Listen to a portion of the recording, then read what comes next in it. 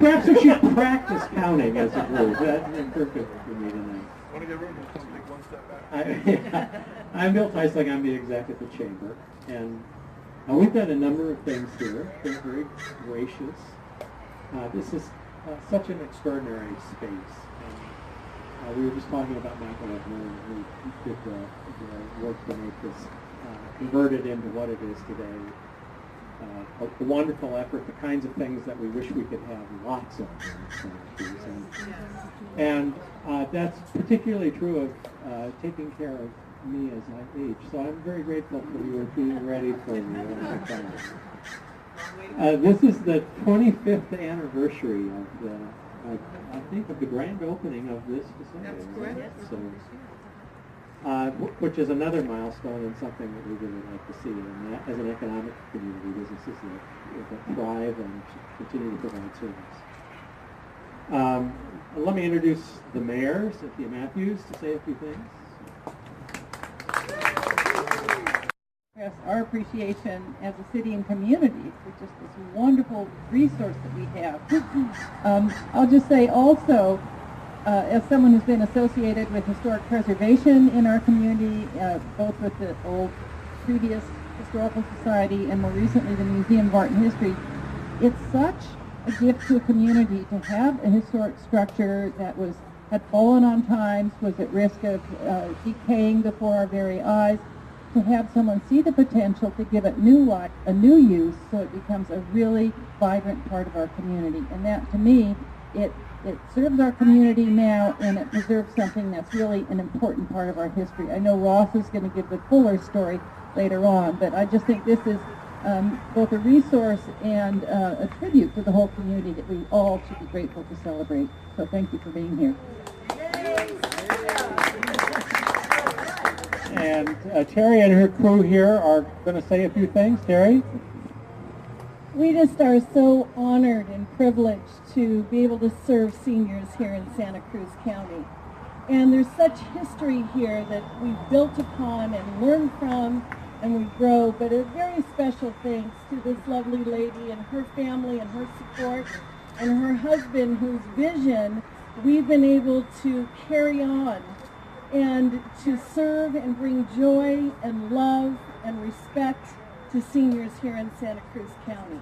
And we're just so grateful for that. Thank you. And this is Kathy. Hi, and I just wanted to tell you that my mother lived here 10 years ago. So this is a very special place to me.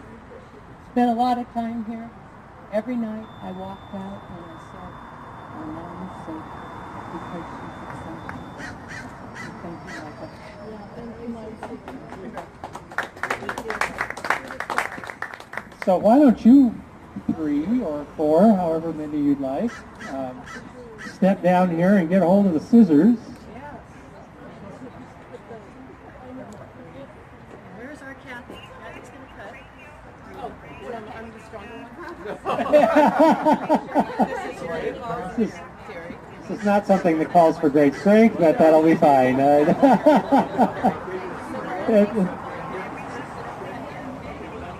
Don't get your finger in between. Get the pictures, please. This way, please. 1, 2, 3.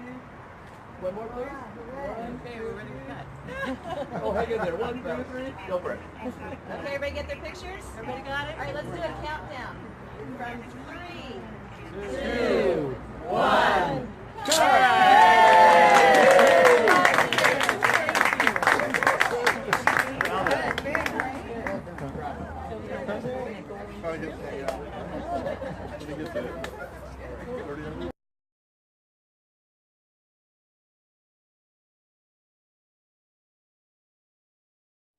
And I want to just give a shout out myself because we were in the back listening. We were fascinating to your story.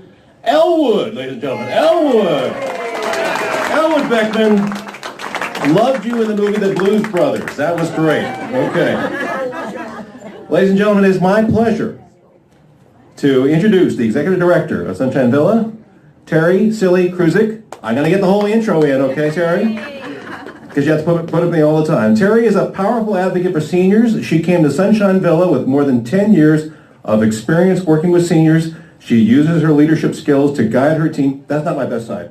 All right. To provide, now I'm blind. Thanks so much. Provide for all who are in her care. You're making blind me. Okay. She is dedicated to the well-being of her residents. That much is certain. All right. Families and the staff of Sunshine Villa. Terry says the best part of her job is watching residents laugh, like you are right now, sing together and smile as they interact with each other and her staff. Ladies and gentlemen, Terry Silly.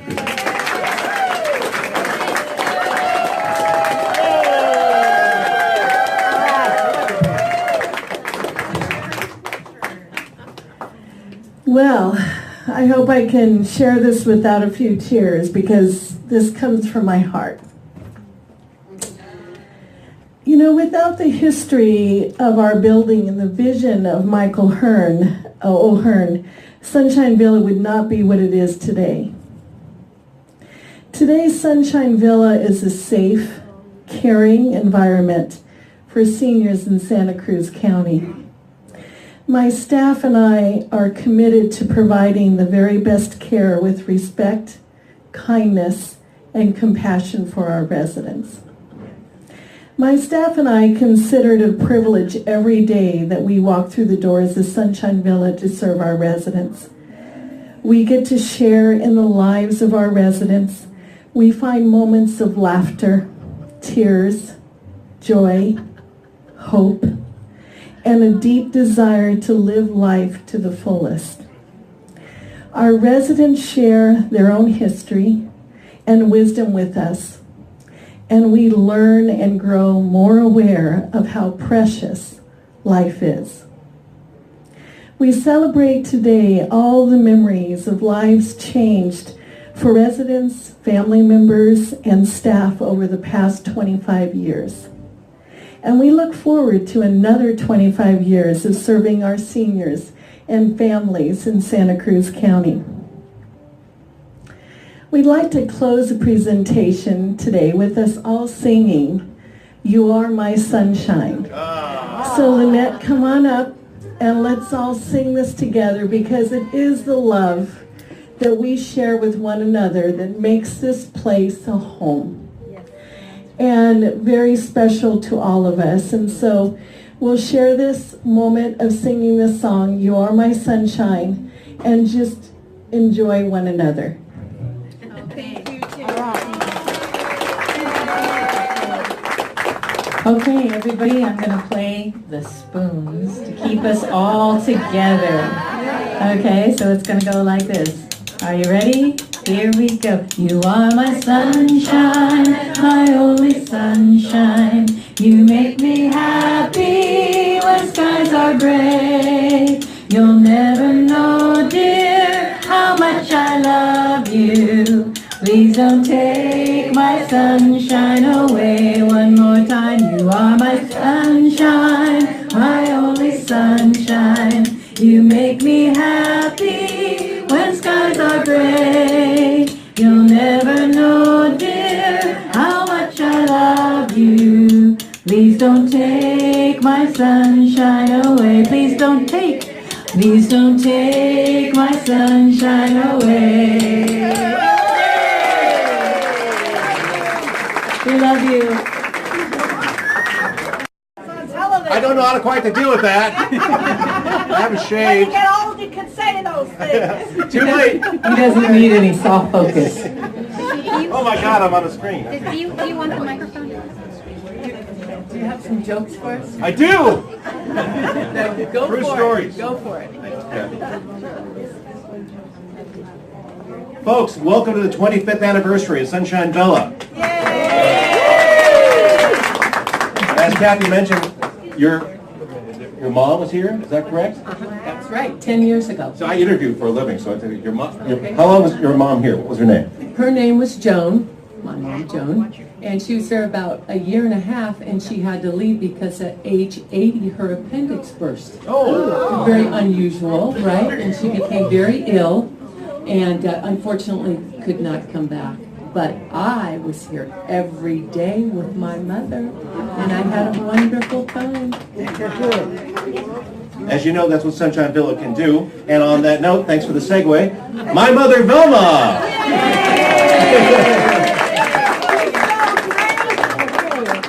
As my dad, Don Julin, who was here before he passed, Mom has been, what was that line? Mom was a 39er years of age, as long as John Brody was a 49er. Those of you in the room who get that joke, you belong here because I get the joke too, all right? And I also have to give a note because we're killing time here, right? Before we introduce our... Well, no, we're actually waiting for the lady that's moving her car. That's what I mean. Yeah, we call it network time killer. That's what we call it. Yeah. Mayor, you having a good time? Okay. Did you sit? Did you give it up for the mayor? Yay! You want to come over real quick? What? We can't hear you back here. I'm shouting as loud as I can. Thank you, Mayor. Quiet down. Okay, ready? Okay, go. Okay, so I get to start. I get the official green flag. So good evening to everyone, and my name is Kathy Gleitzman, and on behalf of Terry Silly, Maureen Hannigan, and the rest of our staff here at Sunshine Villa, we would like to welcome you to our 25th anniversary celebration. And as we think about 25 years ago, maybe you can think about what were you doing 25 years ago? I can't remember, but I know that a gallon of gas was $1.05 a gallon. The first episode of Seinfeld aired, and Desert Storm started. Kind of interesting. Yes. So, but we also know probably 28, 30 years ago, a very special man named Michael O'Hearn had a vision and a dream, and that was to create Sunshine Villa. And if he only knew how many families have come through that front door, he would be overwhelmed. He changed people's lives. God bless him. And we have his family here. Oh, good. Are they still here? Maybe they're out in the hall. So Gretchen O'Hearn, his wife, and I believe one of his daughters are here with us this evening. So if she comes in here, well, I'm not sure where she is, but we want to clap and certainly thank her. So another interesting thing is we here at Sunshine Villa want to thank all of you. You have picked us to be your family. You chose us. And we are honored and privileged to be part of your family. And we just want to thank you for that.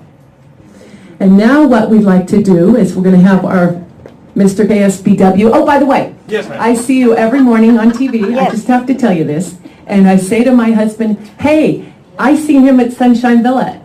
And he says, I knew. I tell him that every morning. Thank you. Hey, can you hear us in the back? Because I'm going to tell a little story here real quick before I get a chance to introduce our esteemed speaker here. I cannot let this go unannounced. My wife, Patty, ladies and gentlemen, long time with the Chamber of Commerce. Okay. I need it on my stay. What do you need? Okay, that's cool. Oh, I understand that. All right. So, a brief note before Ross Gibson, our speaker, talks about the history of this great place. I want to say this. When Dad and then Mom came to the Sunshine Villa, it was great. It was wonderful. I felt like Mom had a chance to get to know people she had not had a chance to before, right? She was with people. Isn't that so important here? She was with people. And so a few months goes by, and Mom, I told you this, but I don't know if I told you the whole story here, and you'll love this because you're about to talk about it.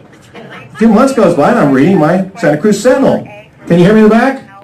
I'm reading my Santa Cruz Sentinel. It's a nice article about Sunshine Villa, and I get to the last line. It's just the little toss-off line that the journalists like me do. Like they just say, this is something I just can't leave out of the article. A paragraph. Oh, by the way, Alfred Hitchcock used this as the model for the Bates Motel up on the hill. And Psycho to me was too scary. I'd never watched it, so I wasn't quite certain, but it slowly dawned over me over my second cup of coffee that Saturday morning. I say, Mom, you're in the princess room. Yes, you're in the princess room. It's a nice room, Mom. You love the room, don't you? It's a beautiful room, yeah. And so as they were pitching it to us, we think, this is the princess room. But then months goes by and I'm reading that article and I go, stack on it, no, not that room. Mom's happy to know, no, I think it's the room across the hall. We're going with that story, okay? All right, so, but it was just the model, okay? It was just the model. The real one's down in Hollywood. We have Ross, Gibson, and I'm talking about this, oops, in the dark, I can barely hear, barely see. There we go, that's better. These glasses are really helping. Ross Eric Gibson is an historic architectural consultant to homeowners, architects, and city planning groups on the history of landmarks, neighborhoods, their occupants. That's us. And styles of architecture, as is, and he's an award-winning preservationist. He served 16 years on the City Historic Preservation Commission, 25 years awarding blue plaques to county landmarks. I always wanted to be a landmark. He's the author of books, planning reports, plays, 2 newspaper history columns. Did you write that one? Not that one. Okay. And I contributed to a PBS documentary. One of his latest books is An Architectural Tour of Historic Santa Cruz County, illustrated by Alan B. Allen. Alan's right there. Where's Alan? Alan, thank you. Hold up the book. Here's the book. Yeah, he's an illustrator. We get the picture, Alan. There you go. All right. In fact, I'll show that right there as I introduce. All right. As I introduce Ross Eric Gibson. Thank you for coming.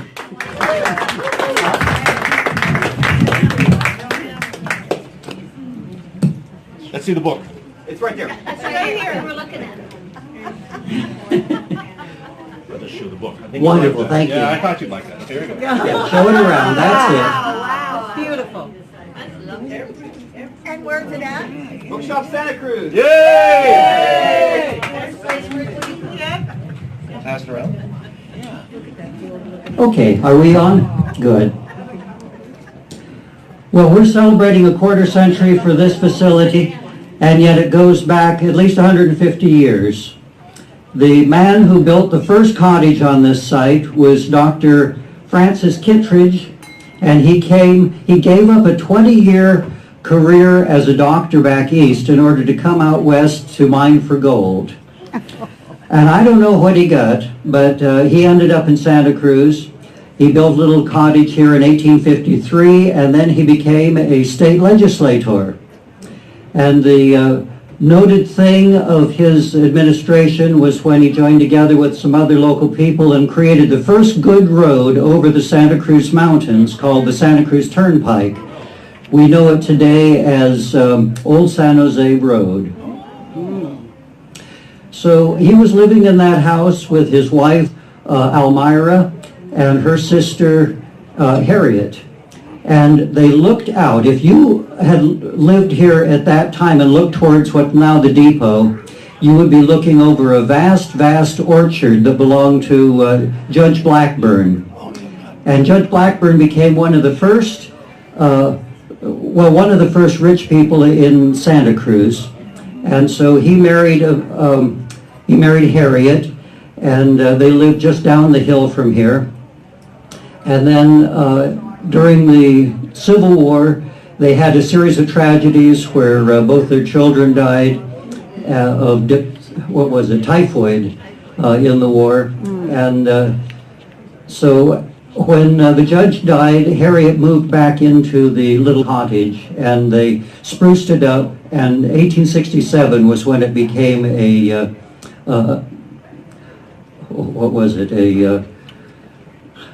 Greek vernacular little cottage. I mean, it wasn't anything big, just Greek vernacular little cottage.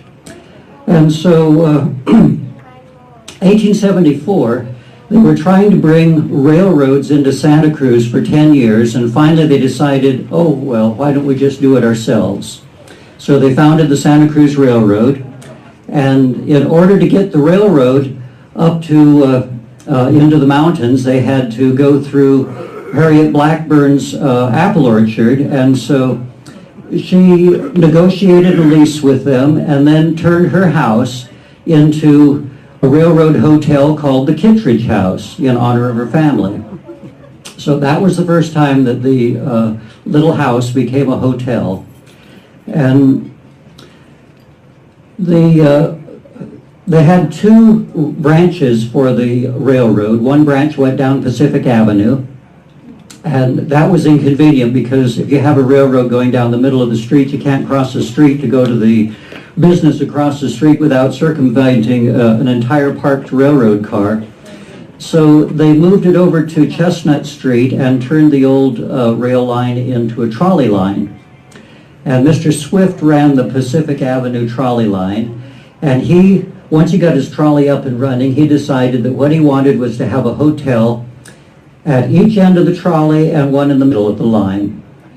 And so he got the Pope House on Mission Street, which is where the Mission Hill school ground is.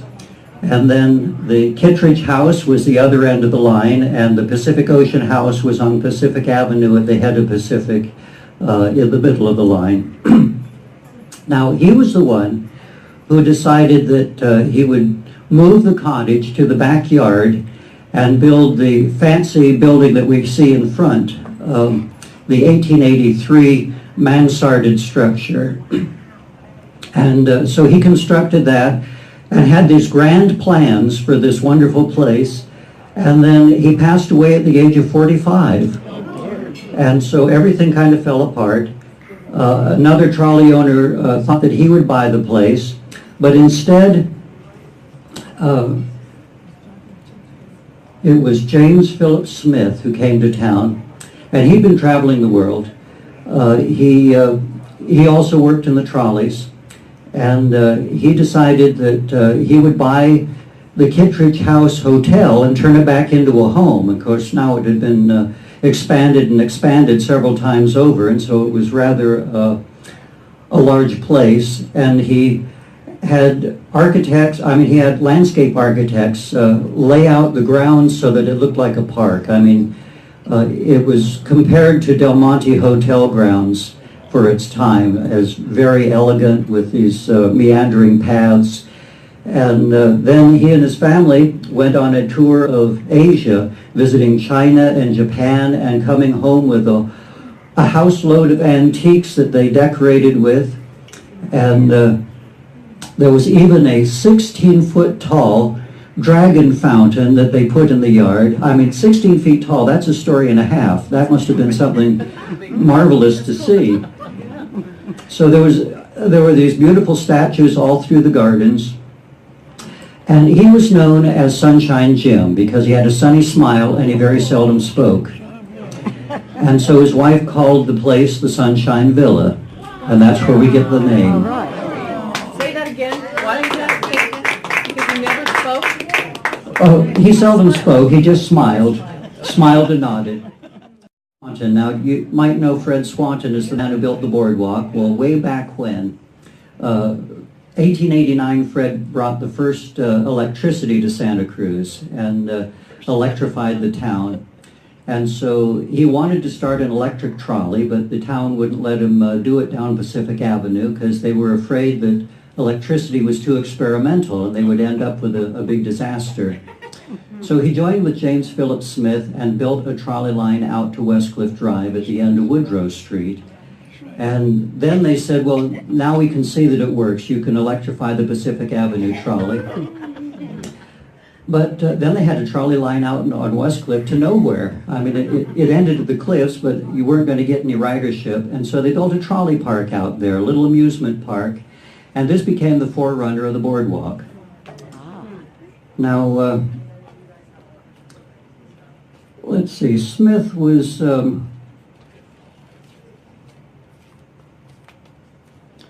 In 1894, there was a great fire in the heart of downtown Santa Cruz, and it burned the Tri-Corner block, which is bound by Pacific Front and Cooper Street, and then it jumped Cooper Street and gutted the 1866 courthouse. And this may have just been a block and a half, but it was a major heart of the downtown. And so they had to rebuild, and that was when they built the Cooper House and built some other very fancy Richardsonian Romanesque structures. But a year later, people still thought the town had been burned, and they didn't realize how fast we were coming back. So the town realized they needed a publicity stunt. And James Smith had operated the Venetian water carnivals in Venice, Italy. And so he says, well, why don't we do a Santa Cruz Venetian water carnivals? And so they dammed the San Lorenzo River to create a lagoon and held a week-long celebration with decorated boat parades and a bandstand on the river that played music all day long. And also they showed slides, and it was a very fancy and elegant time, and it was so popular that they held it semi-annually for up until 1926. And it's really what made this particular period, it was what made it so elegant. And so he was the one who got that started. And then he had his daughter elected the Carnival Queen, and she presided over her court, and they went through all sorts of interesting pantomimes and balls in that area. But then, 1906, there was a terrible earthquake, and Anita Gonzalez, that was the Carnival Queen, and she had been in San Francisco at the time of the earthquake, and for about a month and a half, nobody could understand what had happened to her. No word had come to Santa Cruz, and Santa Cruz had been pretty much cut off with all the roads into town and even the railroads cut out. So they knew that they weren't getting news fast enough, but they wondered what happened to Anita. Finally, word came that she had escaped to a friend's house at the edge of Golden Gate Park, and she was all right. But in the meantime, the house was being lived in by William T. Jeter. Now, he was a man who was president of two banks simultaneously, the County Bank of Santa Cruz and the City Bank of Santa Cruz. And these were the institutions in town. But in addition to that, he was also made in 1894 the Lieutenant Governor of California. And the governor was ill at the time, and so he became acting governor, the first lieutenant governor that had to be acting governor for a period of time.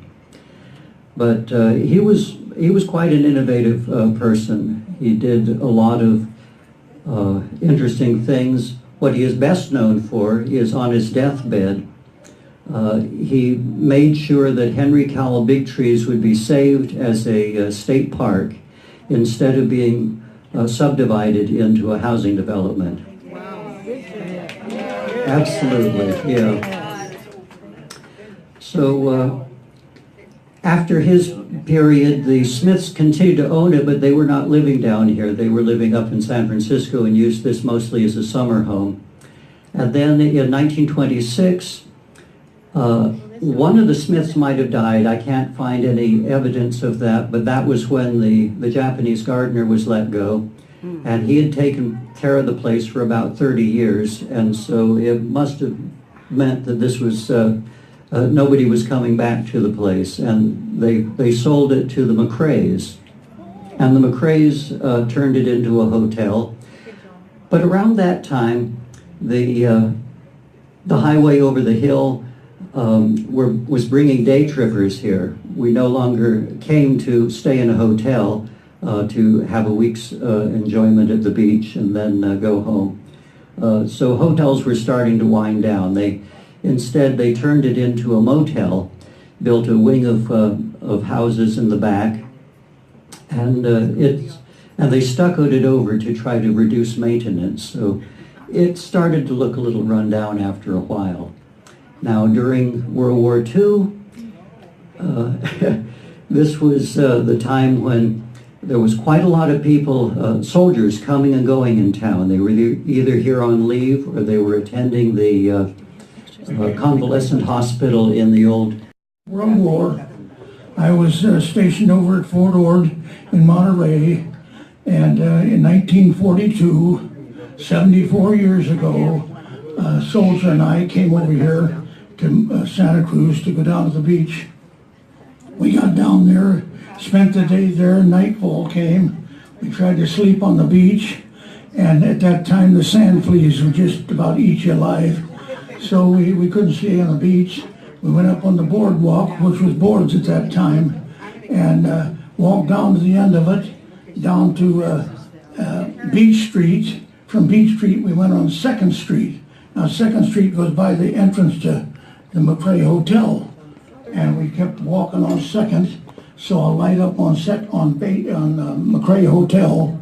Went up, knocked on the door. Lady came to the door. She was the night clerk or whatever. What do you want? Well, we'd like to have a place to sleep here if we could. We're getting ready to go overseas and probably get killed. Well, how much money have you got? We shared up $17, and she snatched it just like that. Says, come on in, boys.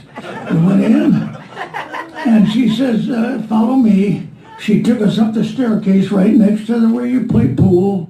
We went up to the 2nd floor, went in a bedroom up there, and proceeded to get ready for bed. No, you don't get under the covers for $17. You can't get under the sheets. You gotta lay on the bedspread. You gotta sleep on the bedspread, and you have to take your shoes off. So, okay, so we took our shoes off, slept on the bedspread, cuddled up a little bit. I never touched him though. I cuddled up to keep warm, woke up at reveille, 5 o'clock, got on our feet, put our shoes on, downstairs, down to 2nd Street, down to Beach Street, and there was a little coffee shop down there that served coffee at 5 in the morning. We got a cup of coffee, all we could drink for 10 cents at that time, 1942, and he said, well, how are we going to pay for this? We spent our $17. I said, well, didn't you hear the sergeant says put an extra 5 in your shoe for emergencies? I says, I'll use my 5. So I took my shoe off, got a 5 out, paid him $4.80 change, stuck in my pants, and we stayed in there drinking coffee until the sun started coming up about 6:15. And when the sun comes out here in Santa Cruz, down on the boardwalk, it's nice and warm, nice and hot. And so we moseyed down to the boardwalk and sat down there and let the sun warm us up. And we had a little money in our pockets, and we waited until the gals came down there a little later on in the morning. And the rest, of course, is history. The rest is history.